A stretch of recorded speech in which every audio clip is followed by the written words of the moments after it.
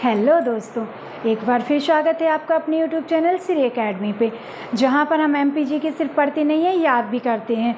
तो जो हमारी मध्य प्रदेश के इतिहास की सीरीज चल रही थी, यानी फतेह एमपीपीएससी 2023 के तहत जो हमारी क्लासेस चल रही थी, उसमें हमने मध्य प्रदेश का प्राचीन काल और मध्य प्रदेश का मध्यकालीन इतिहास दोनों को बहुत अच्छे से कवर कर लिया।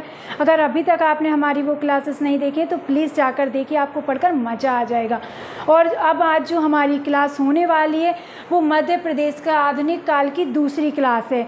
कल की क्लास में हमने मराठा उत्कर्ष को पूरा पढ़ा है, जिसके तहत हमने होलकर वंश को और जो मराठा वंश की शाखाएं रही हैं उनको बहुत अच्छे से कवर किया है। तो आप जाकर उन क्लासेस को देख लीजिए।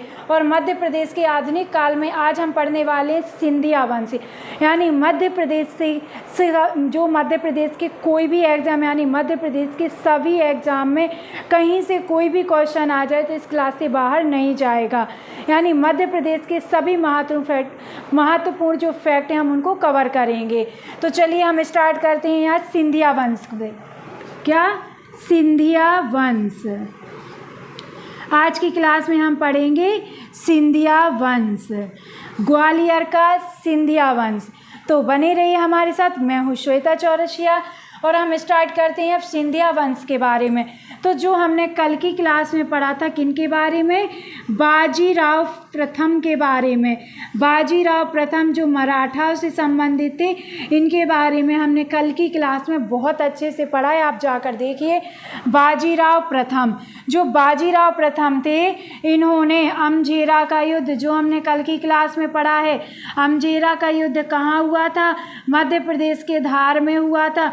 किनके बीच हुआ था? किसकी हार हुई थी, किसकी जीत हुई थी, ये सब हमने कल की क्लास में पढ़ा है, आप जाकर देखिए। अमझेरा का युद्ध कब हुआ था? अमझेरा के युद्ध के बाद 1730 में जो बाजीराव प्रथम होते हैं, बाजीराव प्रथम जो आपके राणोजी शिंदे, जो बाद में सिंधिया बनते हैं, उनको ये क्या करते हैं? मालवा का सूबेदार नियुक्त करते हैं। क्या करते हैं? मालवा का सूबेदार नियुक्त करते हैं। फिर जिस तरह से होलकर वंश की शाखा को ये अलग करते हैं, उसी तरह से ये सिंधिया वंश की शाखा को अलग करते हैं। और इसके साथ ही ये उज्जैन, सुजालपुर और शाजापुर का शासन इन्हें सौंप देते हैं। अब हम पढ़ते हैं इनकी स्थापना कैसे होती है, कैसे हमारा सिंधिया वंश स्थापित होता है। ग्वालियर में कौन कौन सी इनकी राजधानी रही है। तो अगर दोस्तों अभी तक आपने हमारे चैनल को सब्सक्राइब नहीं किया है तो चैनल को सब्सक्राइब करिए, साथ ही साथ बेल आइकन पर भी क्लिक करिए, क्योंकि ऐसी ही क्लासेस अब आपको डेली मिलने वाली हैं। इसके साथ साथ ही अगर आपको हमारा पढ़ाना अच्छा लगे तो वीडियो को लाइक करिए और प्यारे प्यारे से कमेंट करिए। चलिए अब हम देख लेते हैं सिंधिया वंश की राजधानियों के बारे में। राजधानी कौन कौन सी रही? तो सबसे पहले मैं आपको बता दूं, जो सिंधिया वंश की प्रारंभिक राजधानी थी, प्रारंभिक राजधानी क्या थी?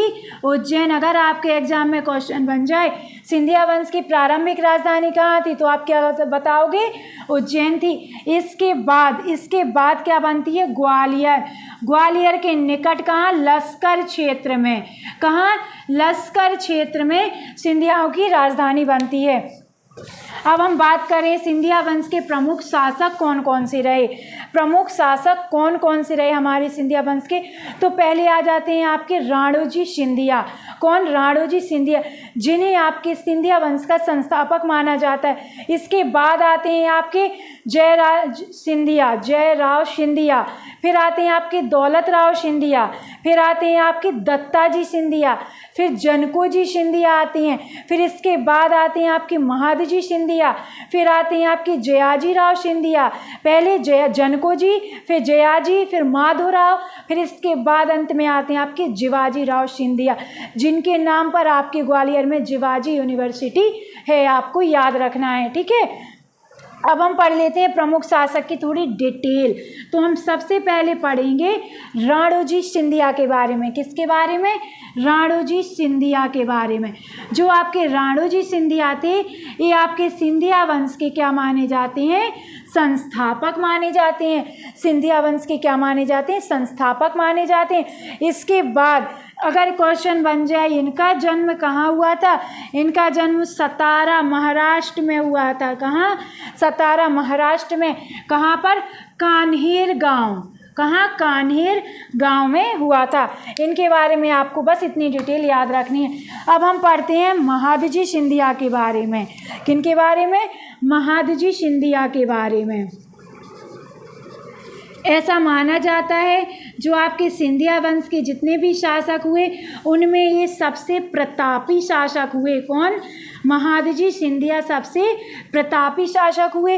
इसके साथ साथ ही इन्होंने 1761 में जो आपका पानीपत का तृतीय युद्ध हुआ था, पानीपत की जो तृतीय लड़ाई हुई थी उसमें ये भाग लेते हैं। उसमें इनकी जान जोखिम में आ जाती है। तब इनकी जान कौन बचाता है? रानी खां।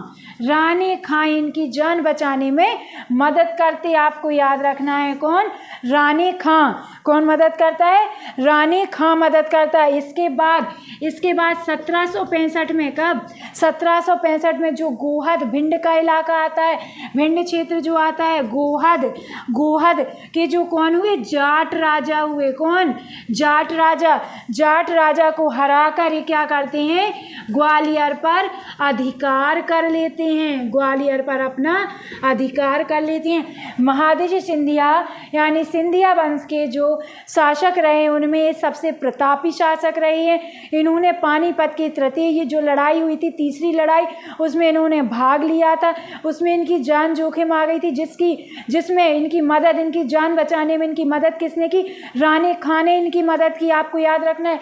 इसके अतिरिक्त 1765 में गोहद के जो जाट राजा होते हैं उनको हरा कर ग्वालियर पर अपना अधिकार स्थापित कर लेते हैं। इसके अतिरिक्त इनके बारे में ऐसा कहा जाता है जो मुग़ल सम्राट थे, कौन? शाह आलम। मुग़ल सम्राट जो शाह आलम थे ये क्या करते हैं? इन्हें प्रधानमंत्री बनाते हैं और अपने प्रशासनिक अधिकार इन्हें प्रदान करते। किसको? महादजी सिंधिया को। आपको इनके बारे में इतनी जानकारी याद रखनी है। अब हम पढ़ते हैं दौलत राव सिंधिया के बारे में। नोट्स बनाते जाइए, मैं डेली बोलती हूँ, आप नोट्स बनाइए।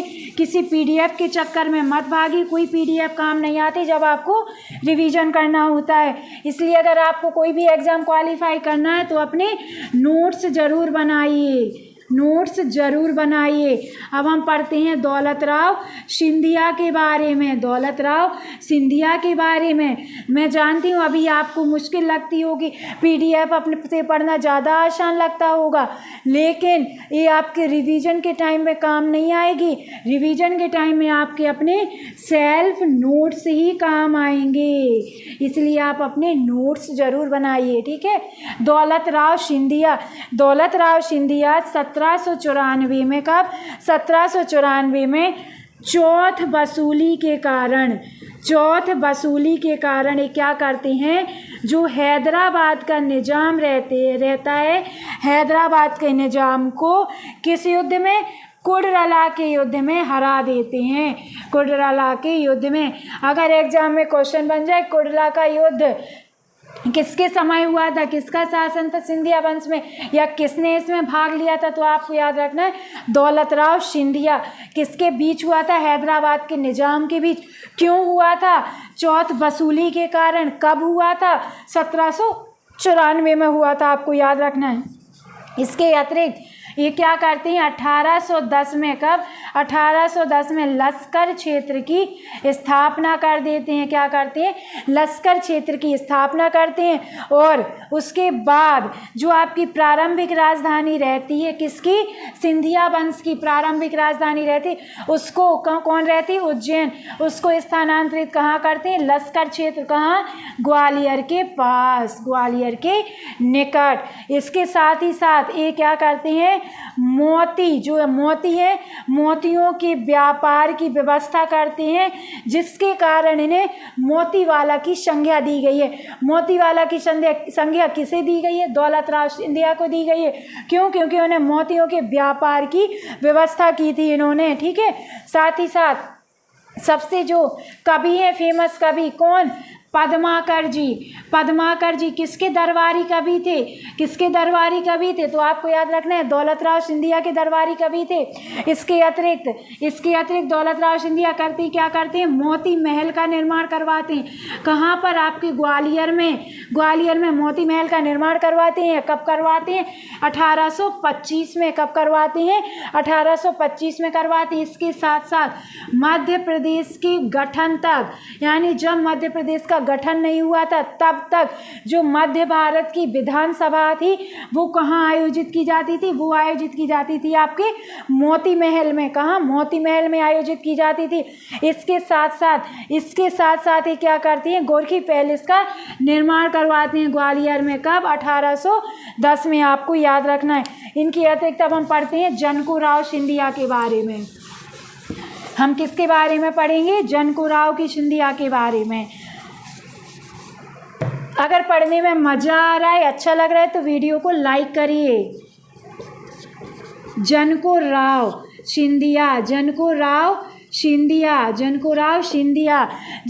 सिंधिया ये क्या थे? ये दत्तक पुत्र थे इनके। किनके दत्तक पुत्र थे? जिनके बारे में हमने पीछे अभी पढ़ा है, दौलत राव सिंधिया के दत्तक पुत्र थे। इनकी पत्नी कौन थी? इनकी पत्नी थी बेजाबाई इनकी पत्नी थी, जिन्होंने ग्वालियर में बेजा ताल का निर्माण करवाया। इन्होंने निर्माण करवाया, जिसे वर्तमान में तैरता हुआ रंगमंच कहा जाता है। तैरता हुआ रंगमंच कहाँ पर है? आपके ग्वालियर में, जिसे प्राचीन बेजा ताल कहा जाता था, जिसका निर्माण बेजाबाई ने करवाया, इनकी पत्नी थी, दौलत राव की पत्नी थी। आपको याद रखना है। साथ ही साथ बेजाबाई क्या करती हैं? गोपाल मंदिर का निर्माण करवाती हैं। कहाँ पर करवाती हैं गोपाल मंदिर का निर्माण? आपके उज्जैन जिले में करवाती हैं। कहाँ पर? उज्जैन जिले में। अब हम पढ़ते हैं जयाजी राव सिंधिया के बारे में। हम इधर उधर की कोई बात नहीं करेंगे, हम सिर्फ पढ़ाई की बात करेंगे, क्योंकि हम जानते हैं आपका समय बहुत महत्वपूर्ण है इस समय। जयाजी राव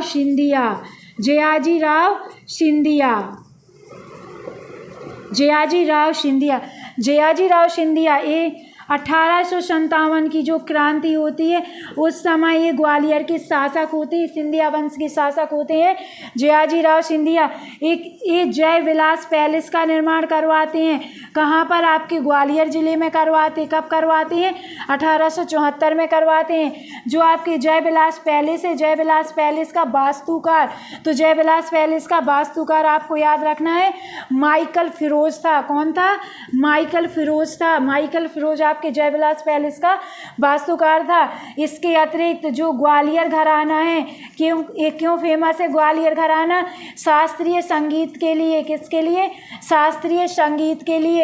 तो ये कब विकसित होता है? आपके जयाजी राव सिंधिया के समय पर ही विकसित होता है। आपको याद रखना है, आपको इनके बारे में इतनी डिटेल याद रखनी है। इसके अतिरिक्त अब हम पढ़ते हैं माधोराव सिंधिया के बारे में। किसके बारे में हम पढ़ेंगे? माधोराव सिंधिया के बारे में।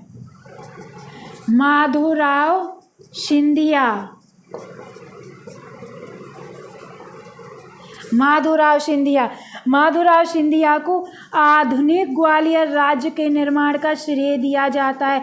आधुनिक ग्वालियर राज्य का ये निर्माण करते हैं, उसका श्रेय आपके माधोराव सिंधिया को दिया जाता है। 1905 में, इनके समय में 1905 में भाप से बिजली उत्पन्न की गई थी। किसके समय में भाप से बिजली उत्पन्न की गई थी? तो आपको याद रखना है माधोराव सिंधिया के समय में। और इन्हें माधव राव भी कहीं कहीं लिखा जाता है, आपको कंफ्यूज नहीं होना है, ठीक है। 1905 में की गई थी। इसके साथ साथ ही इन्होंने जल आपूर्ति के लिए तिघरा बांध का निर्माण करवाया। कहाँ पर? आपके ग्वालियर में करवाया। कहाँ? ग्वालियर में। साथ ही साथ इन्होंने फूल बाग का निर्माण करवाया, जो कहाँ पर है? आपके ग्वालियर में है। जिसका उद्घाटन कौन करता है? वेल्स के राजकुमार करते हैं, जब ये अपने भारत के दौरे पर आते हैं। कब? 1922 में। इसके साथ साथ ही 1889 में इन्होंने विक्टोरिया भवन का निर्माण करवाया, जिसका वर्तमान नाम या वर्तमान क्या है? रानी लक्ष्मीबाई कॉलेज है जहाँ पर विक्टोरिया भवन, जिसका निर्माण आपके माधवराव सिंधिया ने करवाया। इसीलिए इन सब में मतलब जो आधुनिक चीज़ें हुई हैं ये सब इनके समय पर हुई हैं, इसलिए इनको आधुनिक ग्वालियर राज्य की निर्माण का श्रेय दिया जाता है। आपको याद रखना है, ठीक है। अब हम पढ़ते हैं शिवाजीराव सिंधिया के बारे में।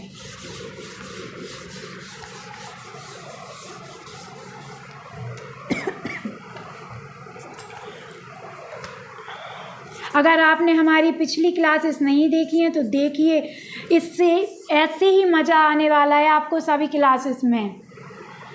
बहुत अच्छे से बहुत डिटेल से हमने पढ़ाया है, एक भी क्वेश्चन आपके बाहर नहीं जाएंगे। अगर आप पूरी ईमानदारी के साथ मेहनत करते हो तो आपका MPPSC प्री क्वालिफाई होने से कोई नहीं रोक सकता। बस ज़रूरत है पूरी ईमानदारी और पूरी लगन के साथ आपको मेहनत करनी है।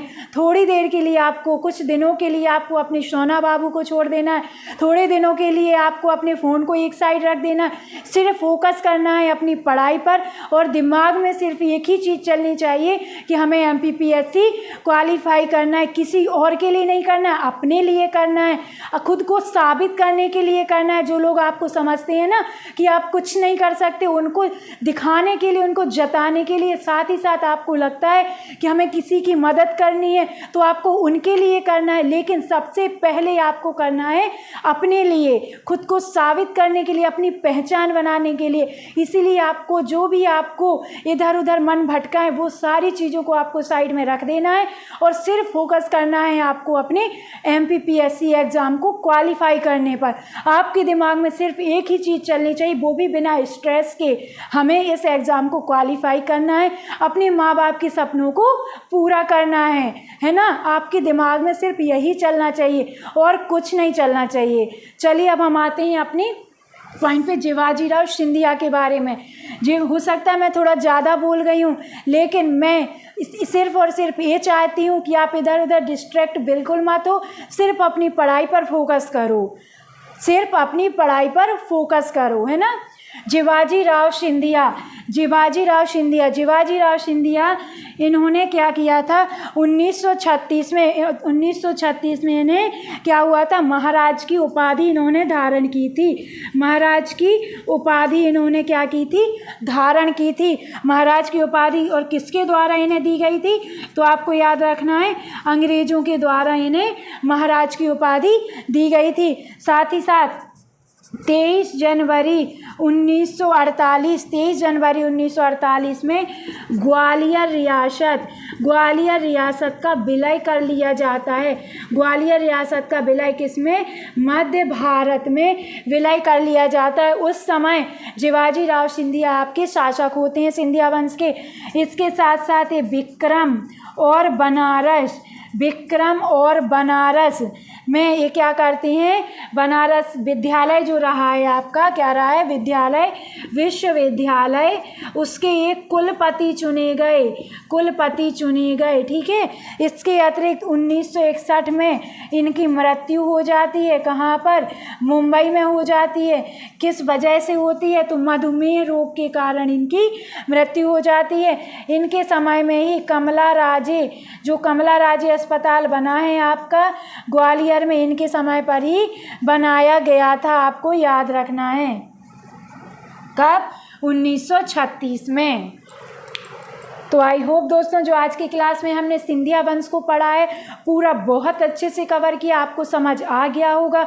फिर भी आपको कोई डाउट रहते हैं या याद नहीं हो रहा है तो आप 1 से 2 बार इस वीडियो को देखिए, साथ ही साथ आप नोट्स बनाइए, आपको डेफिनेटली याद हो जाएंगे, ठीक है। तो आपको आज के सारे फैक्ट बहुत अच्छे से याद करने, वो भी बिना स्ट्रेस के। तो चलिए मिलते हैं अब हम कल की क्लास में, जिसमें हम पढ़ेंगे मध्य प्रदेश के प्रमुख युद्ध, यानी मध्य प्रदेश में जो भी जितने भी युद्ध हुए हैं उन्हें हम मैप के थ्रू कल की क्लास में पढ़ेंगे। इसके अतिरिक्त हम और भी जो मैप्स के हमारे जो प्राचीन काल रहा है या हमारा मध्यकालीन इतिहास रहा है, इसको भी हम मैप के थ्रू पढ़ेंगे। हमने डिटेल से तो पढ़ लिया, अब हम मैप के थ्रू कल की क्लासेस में पढ़ेंगे। तब तक के लिए आप अपना ध्यान रखिए, स्वस्थ रहिए और खुश रहिए। नमस्कार दोस्तों, बाय बाय।